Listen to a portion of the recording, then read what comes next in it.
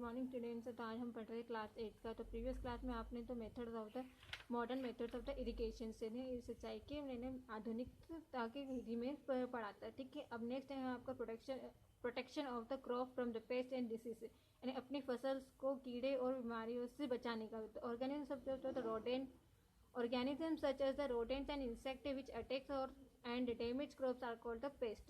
ऐसे ऑर्गेनिज्म जो हमारी फसल को ख़राब करे और ऐसे चीज़ें जैसे इन्हें कीड़े और उसमें दीमक वाली चीज़ें को पेस्ट कहते हैं। Insect such the termite eat the root of the plant. ऐसे कीड़े जो प्लांट्स के रूट को खाते हैं। Lactophiles is the swarms and attacking the sugar canes and the wheat crops. The pest can be controlled by the sparing the chemicals known as the pesticides। ऐसे paste जो इन्हें जो इनको कंट्रोल करने के लिए एक केमिकल रासायनिक चीज़ों को छिड़काव किया जाता है ताकि उससे पेस्ट का कंट्रोल हो गए, उसे कहते हैं पेस्टिसाइड। पेस्टिसाइड इंक्लूड इंसेक्टिसाइड और एंटीसाइड्स। Insecticide like the DDT, dichloro diphenyl dichloroethane होता है। डीडीटी इन्हें पेस्टिसाइड इन्हें कीटनाशक, ऐसे कीटनाशक में जिसमें है ना किसी कीटों को मारने के लिए ऐसे चीज़ों को मारने के लिए यूज़ किया जाता है, जिसका डीडीटी जैसे इस्तेमाल करने वाला जैसे कि डाइक्लोरोडाइफेनाइल। फिर उसके बाद है बेंजाइन, हेक्साक्लोराइड्स और गामाक्सिन। और दूसरा है methylene kill the insect while the rodenticides like the zinc phosphide and the warfarin kill the rodents.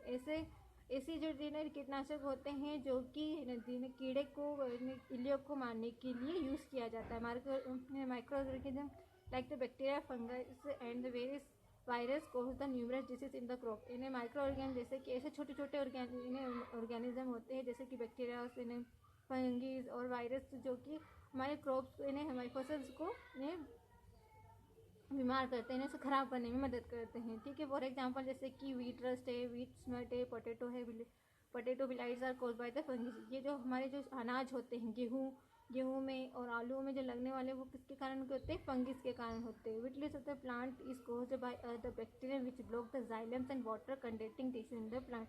इसकी वजह से क्या होता है इसकी वजह से जो जाइलम जो रहते हैं बैक्टीरिया की वजह से जो जाइलम रहता है प्लांट्स के अंदर, एक जाइलम होता है वो ब्लॉक कर देता है, जिससे प्लांट की जो कंडक्टिंग टिश्यू है वो ब्लॉक हो जाती है और प्लांट क्या हो जाते हैं? खराब होते हैं। Fungi are destroyed by the spraying the fungicides like the copper sulfate. Biological controls of the pest involve the use of an organism to kill the pests। इन्हें फंजाइस की वजह से को डिस्ट्रॉय करने के लिए फंजाइटिसाइड का इस्तेमाल छिड़काव किया जाता है, जिसमें कॉपर सल्फेट होता है। बायोलॉजिकल कंट्रोल पेस्ट इन्वॉल्व होता है ताकि वो ऑर्गेनिज्म जो जीवाणु होते हैं उसको मारने के लिए इस्तेमाल किया जाता है। फिर पेस्टिसाइड नेक्स्ट है आपका हार्वेस्टिंग, यानी कटाई। अब क्या हो गया, जब आपका जो क्रॉप है वो पक के अब उसको इरिगेशन के दे दिया, पक गया है, अब उसके बाद क्या आता है? कटाई। Harvesting is yet the another celebration of the farmer when they harvest the crop. यानी हार्वेस्टिंग एक दूसरा है जो फार्मर होते हैं, किसान होते हैं, तो वो दूसरा एक तरह से सेलिब्रेशन करते हैं जब वो फसल काटते हैं। Harvesting season is for a different crops is different. Harvesting यानी कटाई का जो मौसम होता है वो डिफरेंट क्रॉप्स के लिए डिफरेंट अलग अलग फसल के लिए अलग अलग होता है। The cutting and the collecting of the maturing the crops from the fields is called the harvesting. यानी जो उसकी कटाई और इकट्ठा करना, जिससे कि मैच्योर क्रॉप्स रहता है। अगर खेत से जब हम कोई पकी हुई फसल को निकालते हैं और उसको इकट्ठा करते हैं उसे कहते हैं, और काट के इकट्ठा करना कटाई के लिए हार्वेस्टिंग कहलाता है। Even now in India, harvesting within the help of the traditional methods of the sickle done। जैसे कि हम जानते हैं कि हमारे इंडिया में जो हार्वेस्टिंग कटाई की जो फसल होती है वो ट्रेडिशनल और प्राचीन मेथड से होती है। जैसे कि जिसकी तरह से यहाँ पर आपको एक सिकल दिया है उसके द्वारा करते हैं। ठीक है, the crops are harvested and tied in the bundles and are the kept ready for the threshing. इन्हें क्रॉप जब फसल को काट देते हैं उसको एक बंडल के गुच्छे के रूप में बांधते हैं, और थ्रेसिंग का मतलब होता है छटाई के लिए रेडी करना। From the crops and the grain have to be separate from the chaff। Harvesting is the associated with celebration such as the dancing and singing etcetera.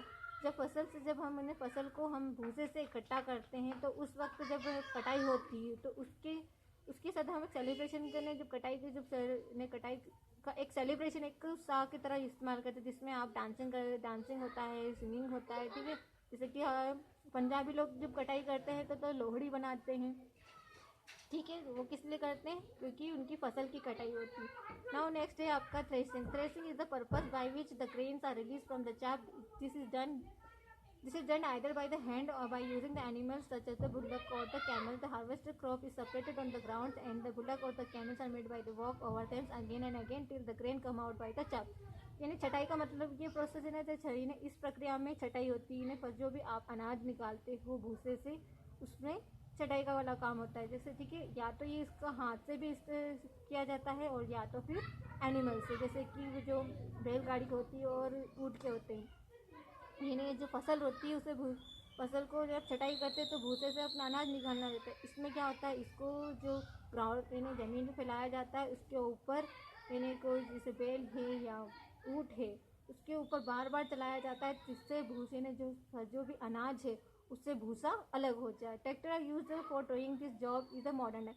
और अब के मॉडर्न टाइम में हम ये क्या कर रहे हैं, ट्रैक्टर का इस्तेमाल करें, ताकि जो आपका जो भी अनाज है उससे भूसा अलग निकले। जिससे the leaves and the stems of the crop get the crush into the small piece. इससे क्या होता है, जो क्रॉप के जो स्टेम्स होते हैं और जो इन्हें तना होती है, जो छोटी पत्तियाँ होती है, वो क्रश होकर इन्हें टूट कर छोटे छोटे टुकड़े में बढ़ जाती हैं। All the grain come out the chaff that still remain the mix with the chaff and the crush the leaf as well as the stem of the plant. इससे क्या होता है, जितने भी अनाज रहते हैं उससे भूसे निकल जाते हैं और जो भी जितना भी जो इन्हें भूसा बचा हुआ रहता है उससे और बार बार इन्हें उसको बार बार चलाने पर उसके उससे क्या होता है, जो स्टेम रहते हैं वो भी अच्छी तरह से निकल जाते हैं। Grains and they separated from the chaff, dry leaves and stem. Harvesting and threshing can be done simultaneously with the help of the machine with the combine. यानी यहाँ पर आपको मैनुअल थ्रेशिंग दिया गया है, कंबाइन से भी इसे यूज़ किया जाता है, मॉडर्न मशीन यूज़ किया गया है थ्रेशिंग के लिए। आई होप इतना आपको समझ में आ गया होगा और एक बार ज़रूर बुक को रीड करना, ठीक है। Thank you.